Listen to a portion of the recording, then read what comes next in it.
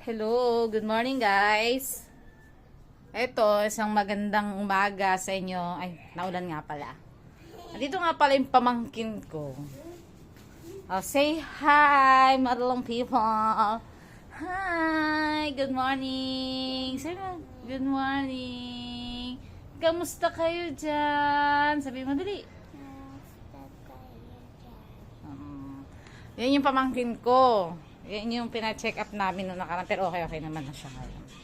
Kaya, eto, wala naman ako masyadong ginagawa. Nihintay ko yung asawa ko siya kasi magluluto ng sopas eh. Eto, yung tsura ko, bagong gising. Nakapag-tiklop lang naman ako ng aming higaan. Yun lang naman.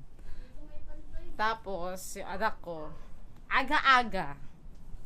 Magawa na saranggola. Paano mo siya makakapagpalipad? Naulan naman. Ano kaya yun? Ito siya. Oh. Oh, hi guys. Sabi mo, hi. Come on, dali.